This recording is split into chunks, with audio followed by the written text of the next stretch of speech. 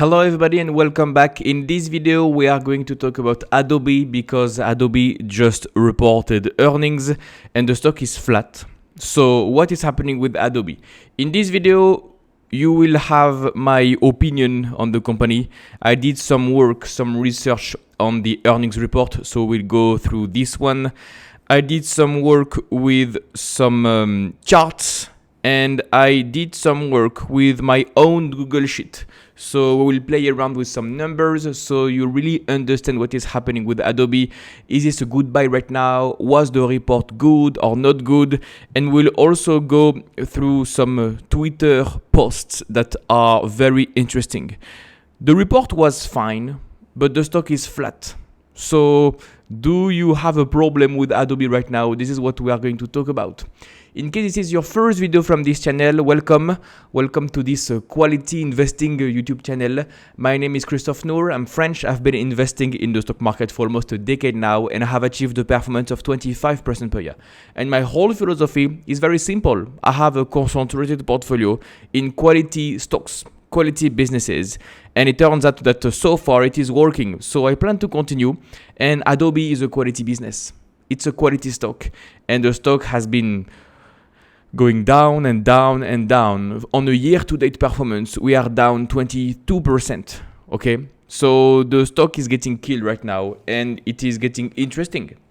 It's getting cheap right now because of worries with AI. Apparently, Adobe will be killed by AI competition.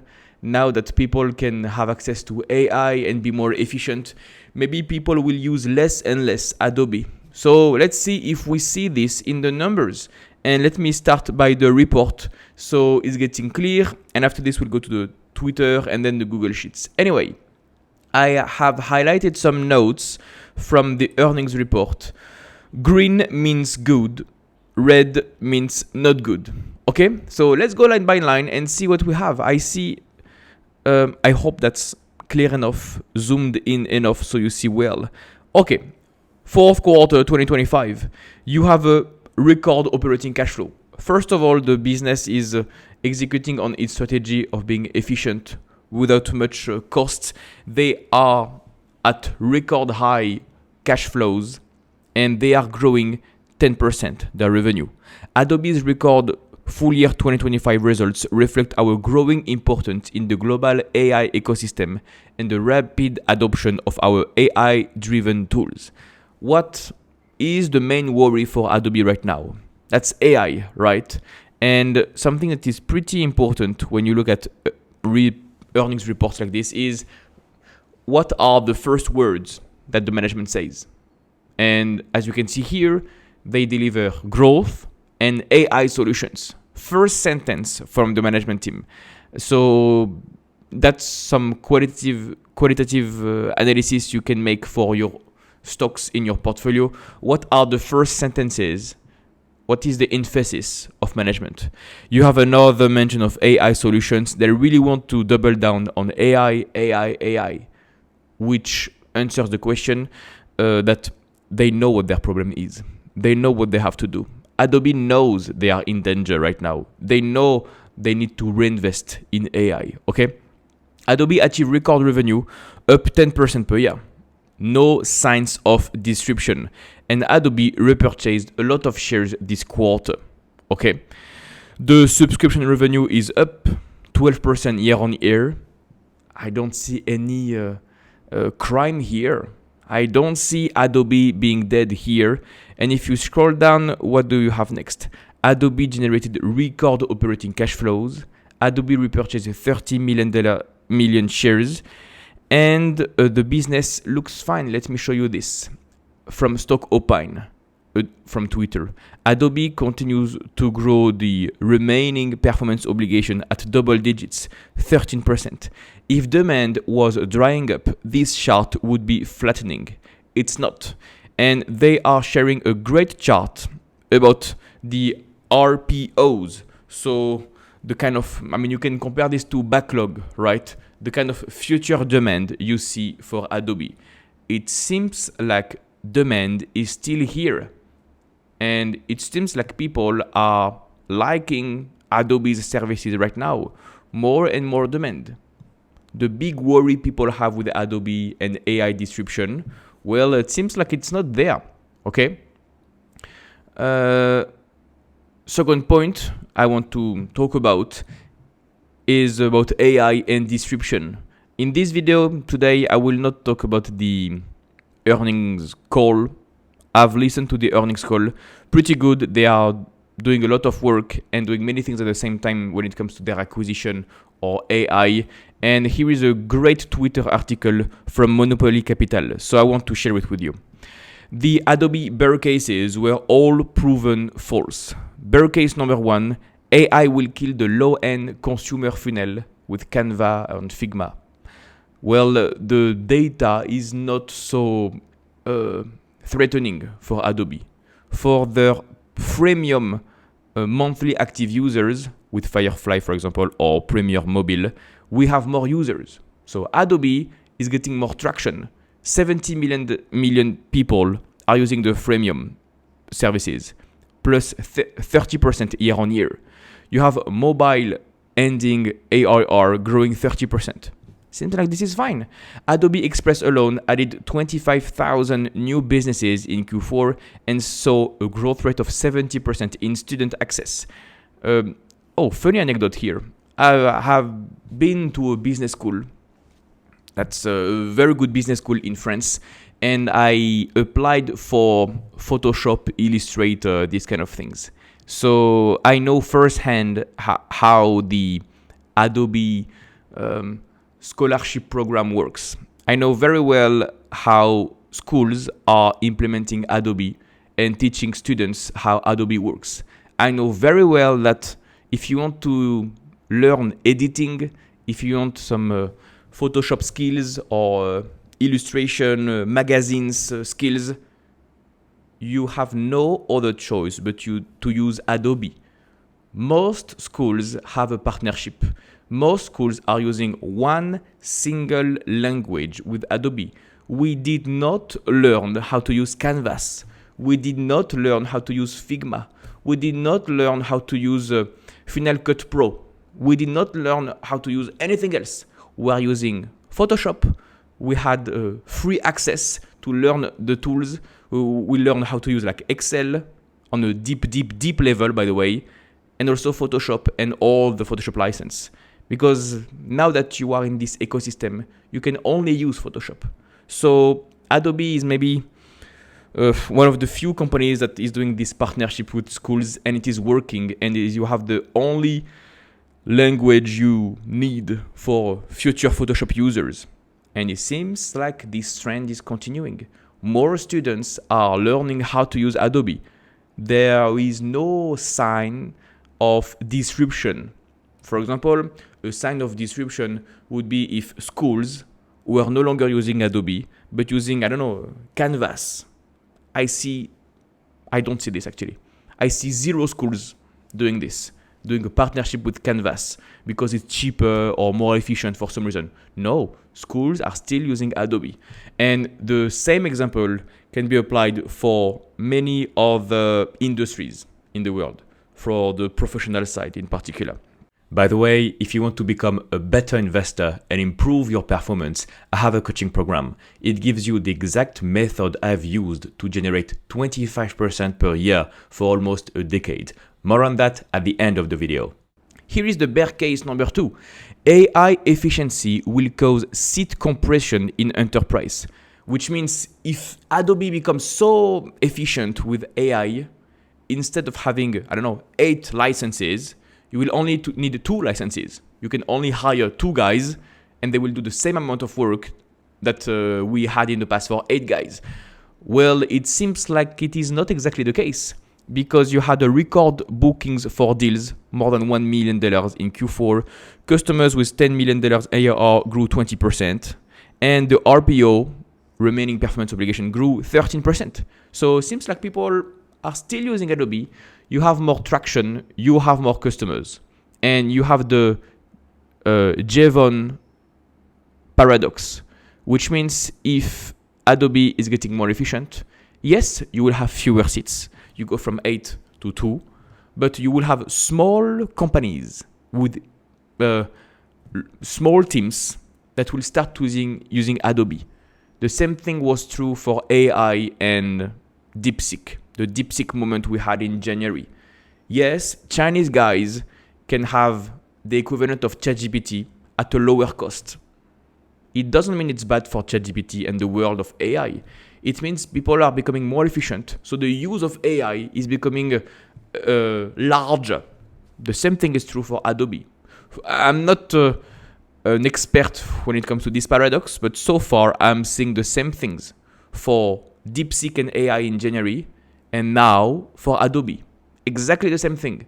Adobe is becoming more efficient, so it allows smaller teams, younger people with low budget to only have one super license and use it. Because before you couldn't have this. And the bear case number 3, Adobe can't monetize AI. Well, AI influence ARR now exceeds 33% of the total business. As I showed you for the first sentences of this report, the focus from the CEO is really to put AI everywhere. Actually, it reminds me of Google and the tone they had with AI a couple of quarters ago. I know nobody remembers this, but at the time, when was it? 2023? 2023, I think. You had compilations, memes, videos, funny videos that made fun of Sundar Pichai at the time, because during conferences from Google I/O or something else, conferences, Sundar Pichai, the CEO of Google, was mentioning AI 150 times per day. So you just cut all the moments he said AI, and you had a compilation that was quite funny actually, like AI for, I don't know, many minutes. It seems like the same thing is happening now with Adobe. They are saying as many times AI as they can. They are answering questions in the earnings calls when it comes to AI. They want to show the world they are using AI. And I released the video a couple of days ago. The name of the video is something like, is Adobe too cheap to ignore right now? You can check this video right after this one. I think it's a pretty good video about the bull case, the bull thesis for Adobe. And I said in the video that I was not a buyer of Adobe right now because I wanted to show proof, conviction. The same thing that happened for Google a few months ago. Because a few quarters ago, Gemini was a LLM that was not loved by the market. Everybody, including myself, was using ChatGPT, and Gemini 1, 2 was below par. And then Gemini 3 came out, their new video model came out, the Banana Pro Model Max came out, and then Google shocked the world, and people started sharing anecdotes, sharing their screen, how Gemini is the best, and they made everybody agree that Gemini 3 became better than ChatGPT and other LLMs for many reasons, right? Many performance indicators, by the way. You can check this online. I want to see the same thing happening for Adobe. People getting happier, showing their skills, boasting about the new license, the new tools that AI can provide them with, all the things that are bullish for shareholders. So I want to see consumer sentiment changing for Adobe. That would be a very, very good sign. Okay?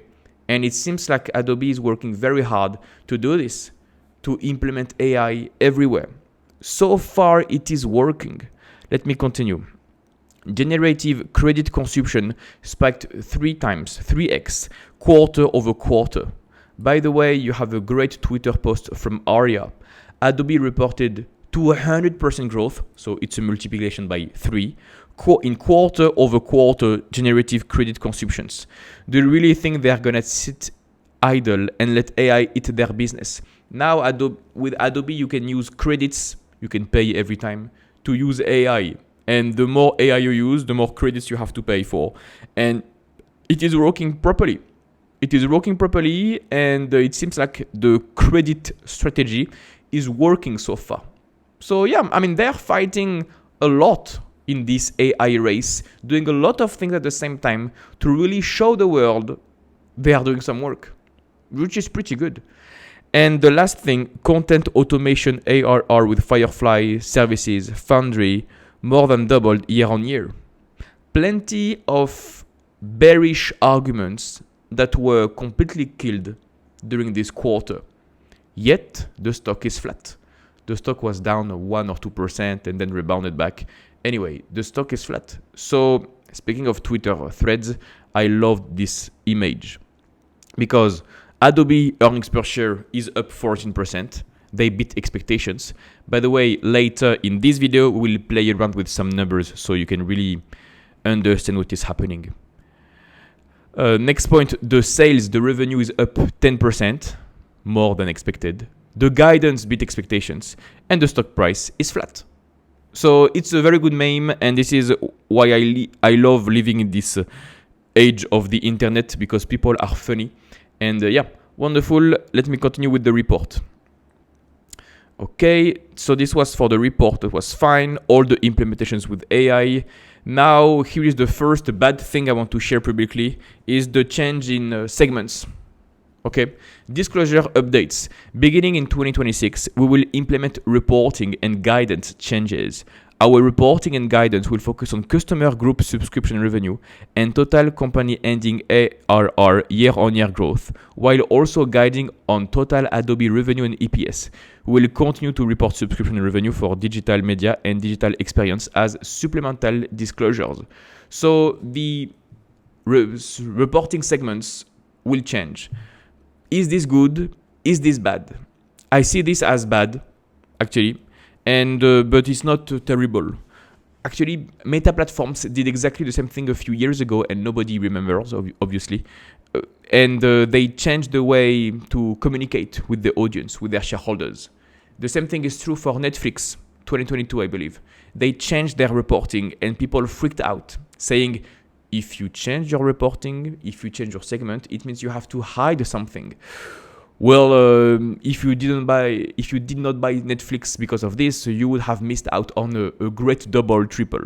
Okay, it doesn't mean anything. It just means that now, from now on, in 2026, we will have to really monitor the new segments, the new reporting. Are they bullshitting us, potential investors, or maybe you are an investor? Or are you really showing us the real way to see Adobe? Every time you have a change in reporting, you have to make this exercise. Are you hiding something? Or is this just the new way of looking at the business? The same thing is true for non-GAAP metrics, right? Like adjusted metrics. You really want to second guess everything in adjusted metrics because the management can lie. And how can you lie? By hiding metrics, by changing segments. So yeah, maybe a yellow flag. And this is the reason I'm putting this in red. It's not a red flag, right? It's not a reason to sell the stock, but it's something to monitor. And I will monitor this for next year. Next, let me move on. Let me move on the report. What did I highlight? Okay. Now we are going to talk about the income statement. I have a few lines I want to highlight, and then we'll go deeper. First of all, if you look at the general and administrative line, it's a cost. It went down for some reason. Secondly, the second thing to highlight is a 10% revenue growth. On their income statement, they don't show the percentage. Don't worry, in a few minutes, I will comment on this. I did the work for you, so you don't have to. This is a complete video, so you will have everything. Don't worry. Just be patient. Wait a few minutes, and you will have access to this. And we will talk about everything line by line. But I want to show you this first. Also, last year, they had a payment, an acquisition termination fee, because they terminated the acquisition of Figma. And Adobe had to pay a fine, a fee of $1 billion.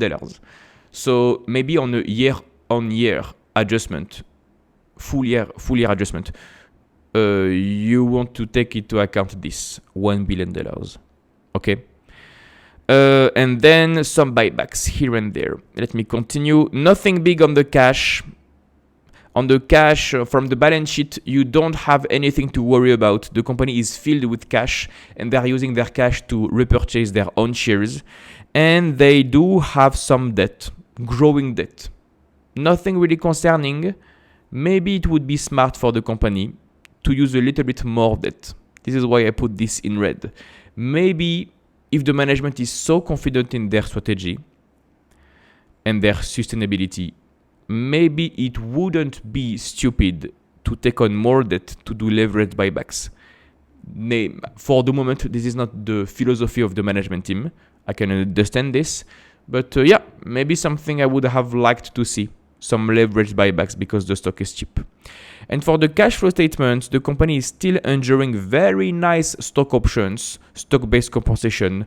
The operating cash flows are up 8%. This is less growth than the revenue, growth of 10%, but this is still fine. Record cash flows. You have almost zero capex, and they are doing massive buybacks. Am I done with the report? I am done with the report. Let's close this. About the buybacks, by the way, I can show you something. I can show you the kind of buybacks they are doing. What is the willingness of management to do buybacks? You can check this chart. I created this custom metric on Fiscal AI.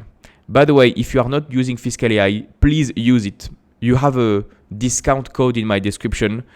On Fiscal AI, this is the only website where you can create your own custom metrics. Okay, so I have created plenty of metrics and I think they are very, very, very useful. So if you want to use Fiscal AI, use my link in the description. It's 15% cheaper if you just click my link to register.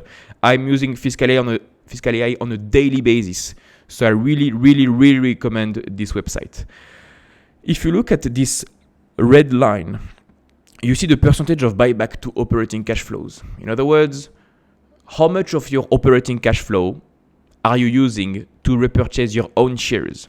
You see that in the past, like 10 years ago, look at this, 10 years ago, this line was 30%, 40%. So 40% of the operating cash flows are going towards buybacks. And now, as the stock is dropping, let me show you the stock price at the same time so you understand my point. As the stock is dropping, they do more buybacks. Let me show you this. Yeah, this should be fine. Yeah, this should be fine. The stock dropped in 2022. They did more buybacks. Buybacks as a percentage of operating cash flow, which is a smart way to allocate capital. Basically, you want to do smart buybacks. When a stock is down, you want to do buybacks, as much buybacks as you can actually. You want to repurchase as many shares as possible. Adobe is doing this. And then the stock price recovered, less buybacks as a percentage of free cash flow. And then the stock is going down again. And now Adobe is allocating more than 100% of their free cash flow, of their operating cash flow, toward buybacks. This is extraordinary, actually. I can show you on the last 12 months. I want more details. I want on a quarterly basis. Is it working? Let me refresh the page. The company is extremely bullish for their stock price. They think their stock is really cheap and they are allocating the majority of their operating cash flows towards buybacks. So literally, the management is telling you, we are cheap. This is what you have, okay? Okay, what you have, perfect. Oh, perfect, wonderful. The stock dropped, they did more buybacks. The stock went up, no buybacks. The stock dropped, more buybacks. And now more buybacks. For some quarters, they are allocating more than 100% of their operating cash flows to do buybacks. Now it's 80%. So for this quarter, they allocated 80% of the operating cash flows to the buybacks. That's extremely bullish, more than in the past. And as you can see from this other chart, you can see that the buyback program accelerated. Here is a chart in red, the amount of buybacks the company is doing. You see that in the past, the company was repurchasing 1% of their shares. And then in 2022, okay, let me show you. In 2022, the stock dropped. They did more buybacks. They repurchased 3% of their shares. And then the stock rebounded. They reduced the buybacks. And then right now, the stock is dropping and dropping and dropping and dropping. And they're doing more and more and more and more buybacks. And now they have a buyback program of 5.87%. They repurchased 5% of their shares. And this is the real chart that takes into account the SBC, the stock-based compensation. So even after the dilution, after the stock options, after the bonuses to employees, still they are repurchasing 5-6% of their shares. And it seems like this trend is increasing. What will be the trend in the future? Will the trend continue on the way down? Like you can repurchase 6-7% of your shares? Or will they continue to repurchase 5% of their shares every year? Nobody knows. I don't know. You don't know. Nobody knows. But for the moment, the buybacks are real. Okay? So when the CEO goes to CNBC and says publicly, I think we are cheap, and I think we will continue to do buybacks, you can trust him. You can trust him. He is walking the talk. Okay? You want to cross-read what the CEO says and what the CEO does. Apparently, everything makes sense. If you believe the management team, and if you think, okay, he's an honest and competent guy that walks the talks, what does it tell you if the CEO says publicly, our business is fine, AI will be embraced and our business is fine? If he's right for buybacks, maybe he will be right for competition. Maybe he will be right regarding the AI threats. So maybe Adobe is a deal. Do what you want with this information, but I have been following Adobe for many years now, so it seems like the management knows what to do in this situation. Next part of this video, I want to show you some financials, some data. Okay, let me zoom in a little bit so you see better. Okay, fair enough. Let me put my face at the right. I created this Google Sheet with all the lines, and I put this E column with the growth rate. And what we are going to do right now is go line by line and see what is moving. What are all the moving parts when it comes to Adobe? Okay, so let's start from the beginning. You look at the subscription revenue on a year-on-year basis from Q4 to Q4, growth rate of 11-12% per year. Adobe is not dead. For the product, we don't care. It's tiny, so we absolutely don't care about this line. And for the services, I couldn't care less. What is really important is this line of revenue, the subscription. A few years ago, 10 years ago, Adobe moved from a licensed business to a subscription recurring business model. So the only thing that matters now is subscription, which means the total revenue of the business is growing 10.5%. Seems like Adobe is not dead. What about the costs? The subscription costs have grown almost 10% per year. You see that the subscription run rate, the growth rate is 11.6, and the costs are 9.9. So the revenue is growing more than the costs. So if you had to put a margin profile for this subscription segment, the margin profile would have increased. Better margins, better efficiency. Seems like Adobe is not dead. For product, we absolutely don't care. Services, we absolutely don't care. Which means the total cost of revenue is up 5%. And if your revenue is up 10% and your cost of revenue is up by 5%, it means your gross profits are up. You have a little bit of operating leverage, which is pretty good. And the total gross margins for this business are going up, slightly up, a tiny bit up, but up. Okay, despite all their investments, still up. What about the operating expenses right now? Okay, you look at the R&D development. The management team is very proud of saying, we are investing a lot. We have invested more than $3 billion in R&D. Okay, we are doing everything we can for AI and etc. etc. Like this line in R&D is showing up a lot. It seems like the management is very proud to say publicly they are investing a lot in AI. Anyway, they are investing 9.9% more, 10% more. Now about sales and marketing. That's their biggest expense. This line is growing more than the revenue. The sales and marketing, the marketing budget is growing by 12%. I said for the comment section here, more marketing to promote AI, I guess. I think AI is getting more aggressive for their marketing budget.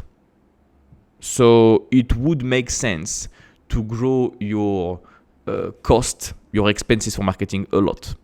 I think they can increase by much more than this. And now you have an SG&A part, minus 7%. That's the salaries, administrative costs, salaries. This is what is included in this line. For some reason, this expense is down year on year. Why is that? If you look at the report, I don't see any particular thing. Maybe they stopped hiring. Maybe you have to track the number of employees. Why is this line down? You can check if this line was down in the past, but this is quite strange. Why aren't they? Look at this. This is their cost over time and percentage change. Oh no, never mind. This is the wrong data. On Fiscal AI, they are putting $2 billion when the real data is $1.7 billion. So they are mixing these two lines, I believe. Okay, fair enough. So you have to do it manually, I'm afraid. Okay, fair enough. Fair enough. Maybe if you want to continue the research on your own after watching this video, please check what has been the growth rate of this line in the past. Is this the first time ever the SG&A line is declining, or not at all? Maybe you have to do the work on this one. I'm putting a video to show you the way, but maybe you have to do more homework after this one. Anyway, no acquisition termination fee. As I told you before, they had to pay a fee of $1 billion for Figma. On a full year comparison, maybe you want to make the adjustment to really compare the net income, these kind of things. Yeah. And then amortization, we really don't care. This is tiny, which means the total operating expenses are up 8%. Again, the revenue is up 10%. The cost of revenue is up 5%. And the total operating expenses up 8, less than the revenue. So the company has operating leverage, which means the operating income is up 15%. The core operations of Adobe are growing 15.5% per year. The business is not dead.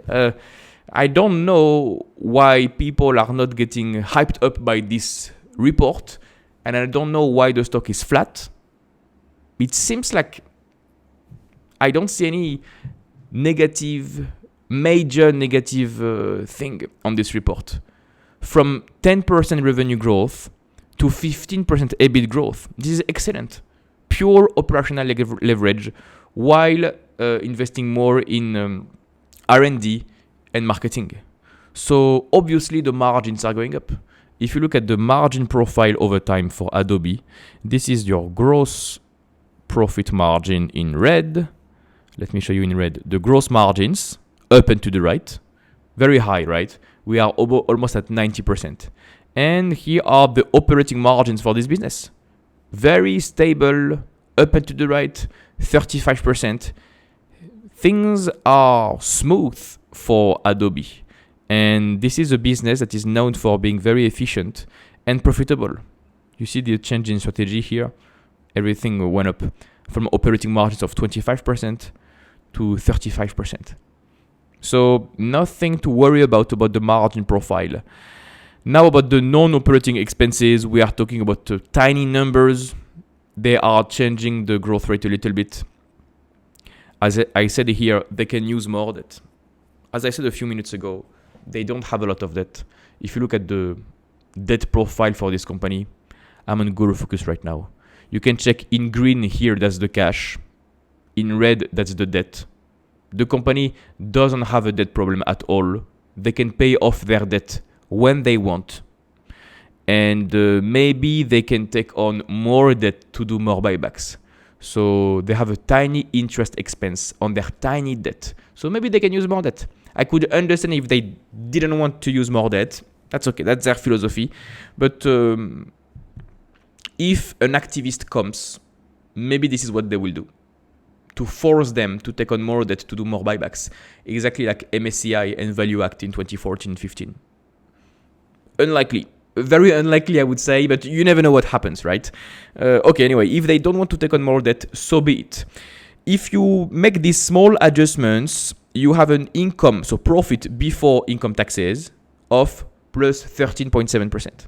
So going up, you have small adjustments from operating income of 15% to profits before taxes of 14%. And now, let's have some fun. I've seen no one talk about this. So we will see. The provision for income taxes. What are the taxes you have to pay? Taxes went up 30%. The tax rate went from 15% to 18%. Last year, they had 15% tax rate. Now they have 18%. So that's a massive tax increase to be adjusted to really understand the core operations. For the moment, let's not adjust the number and let's continue, okay, on the way down. If you pay your taxes, more taxes this year, your net income is up 10%. Okay, decent. After this, you do a buyback program of 5-6% of your shares. I said, now we are talking.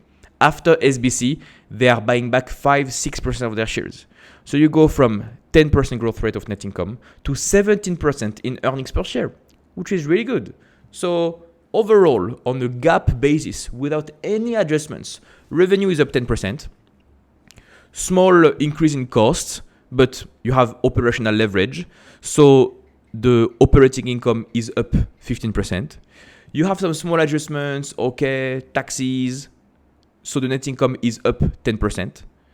You do 5% buybacks, 6% buybacks, which means the earnings per share are going up 17% per year. This is fine. And actually, if you really want to compare apples to really compare the core operations of the business, I think you have to adjust for the tax rate. Meaning, what if the tax rate didn't change year on year to really know how the business is doing? Not the financial operations, just the business. If the tax rate was at 15.5%, what do I have to put? 3. Yeah, okay. So instead of putting $408 million, we put 350. So if the tax rate didn't change, the net income would have gone up by 13.7%. They are still doing 6% buybacks, which means the earnings per share would have been up 20% per year. And the stock is down. It's flat today.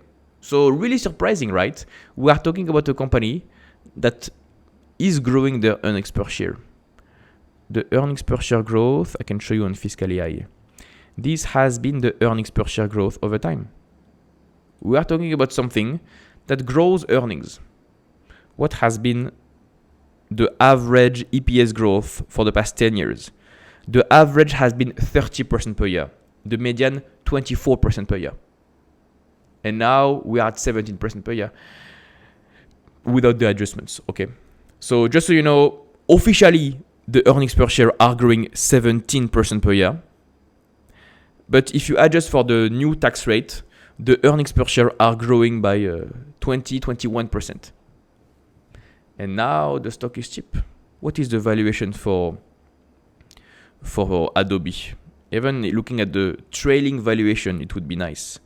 PE ratio of 20. What about the price to free cash flow? Price to free cash flow of 14. The difference, I believe, here is the SBC. So, yeah, maybe you want to make some small adjustments. Do I have a custom metric for you? Do I have a custom metric? Yeah, I can show you a custom metric I have to show you the real valuation without taking into account the SBC. And if I click on annual, this is what you have. Okay. Am I done with the Google Sheet?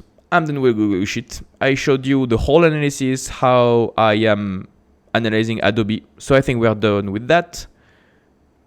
And I want to show you the valuation now. We're coming to the end of this video. I hope you liked it, by the way. You can leave a like, a comment to this video for the algorithm.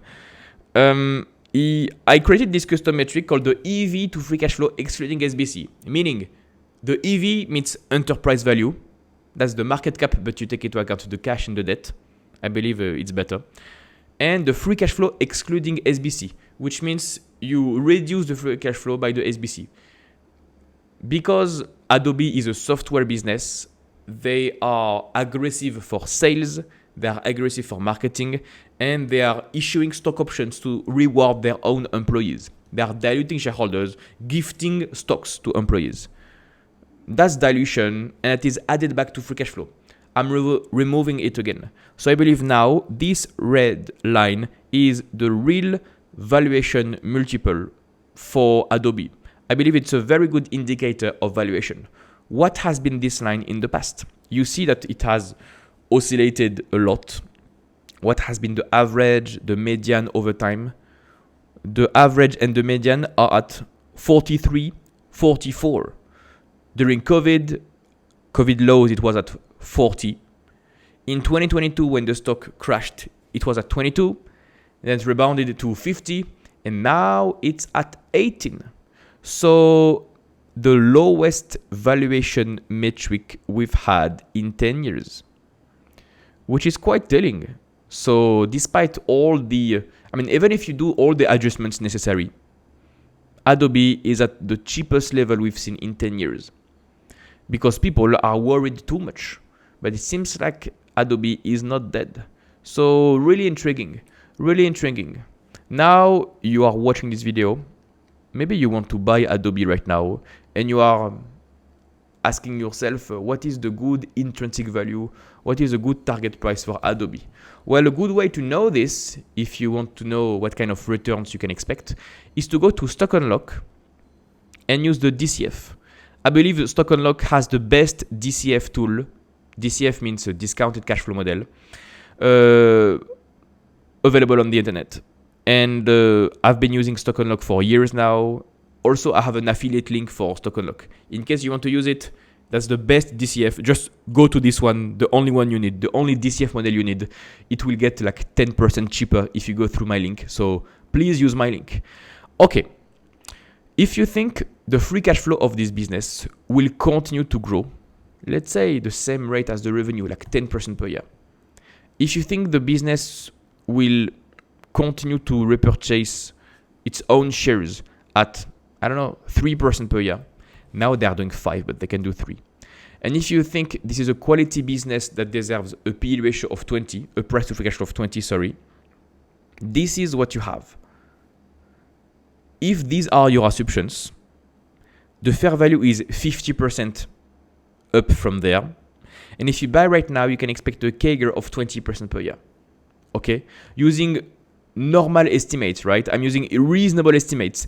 I think this is pretty much what will happen on the base case scenario. Free cash flow growth of 10%. This is fine.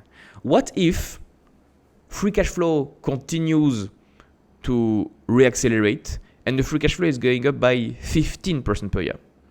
You can look at the past. What has been the growth rate of free cash flow in the past? In the past, the free cash flow for the past 10 years has been growing by, let me check, annual, okay. Oh, that's the past 20 years. Maybe I want to check the subscription first. Yeah, let me check for the past 10 years since the business model changed in subscription. For the past 10 years, the free cash flow on average has been going up at 25% per year. On average, 23% per year, and the median is 25% per year. Since COVID, the growth rate has been 16-17% per year. So yeah, maybe the free cash flow in the future will grow at 15% per year. Maybe they will do 3% buybacks. Maybe more. If you want to be more optimistic, you can put 5% if you want. If the stock stays cheap like this, maybe this is what they will do. 4%, let's say 4%. And if these are your assumptions, free cash flow growth rate of 15%, buybacks of 4% every year, and the price to free cash flow of 20, the stock is a double. The fair value is at $693, so it's a double. And if you buy right now, you can expect a CAGR, a compound annual growth rate of 26-27%. That I can understand why people salivate over Adobe right now. If they survive and they reaccelerate, the stock is extremely cheap. Now we live in a market that is expensive. You have a few opportunities in this market. Adobe is one of them. And Adobe is hated by the market. If you don't look at my custom metric, if you only look at the price to free cash flow right now, we are at 14, right? Lowest valuation for the past 10 years. The average price to free cash flow has been 30. The median, is it 30? Yes, 30, 33. What if, for some reason, the price to free cash flow goes back? For some reason, it should be sentiment.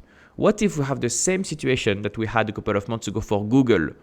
A few months ago, people said Google is dead, and then they released Gemini 3, and then Google is at all-time highs. Maybe the same thing can happen for Adobe. I don't know, you don't know, nobody knows, but maybe this will happen. And the valuation will shoot up, and people will say how stupid they were not buying Adobe. This is a scenario that can happen. And the more quarters that go by, the more likely I see this scenario happening, because the business is not dead. They have worries, but it seems like they are tackling all their issues. All their issues are temporary. And the price to free cash flow can go up immensely. 1 year ago, we had the price to free cash flow of 33. Look at this, October 2024. I mean, this is not the first time the valuation is dropping to a price to free cash flow of 20. And then 1 year later, you go back to 30. So it's possible. It is not crazy to think you will have a huge re-rating in the business. And it doesn't need much, actually. It needs customer satisfaction, reacceleration of revenue. If instead of growing 10% per year, the revenue is reaccelerating to 12, 13, 14, 15% per year, the stock will re-rate faster than ever, and we will see. But yeah, this was a quick analysis. That depends. That was an analysis of Adobe's report. I hope it was helpful to you. And yeah, I hope you like this format. Please leave a like, comment, anything for the algorithm. If you want to share your story about Adobe, I'm not an expert on the company, right? If you want to comment on the situation or add some stories, the comment sections are here for that. So thank you for watching, and I see you tomorrow. Bye-bye. If you like this content and you want to go deeper, I have a coaching program. In this program, you will learn the strategy I use to outperform the market. You will learn how to find winning opportunities. You will learn how to properly value stocks, when to buy, when to sell, so that you can build a strong portfolio with great companies. Additionally, inside the program, you will have access to an exclusive community of like-minded investors, and you will also have access to my personalized guidance to reach your investing goals. Click the first link in the description to get more information.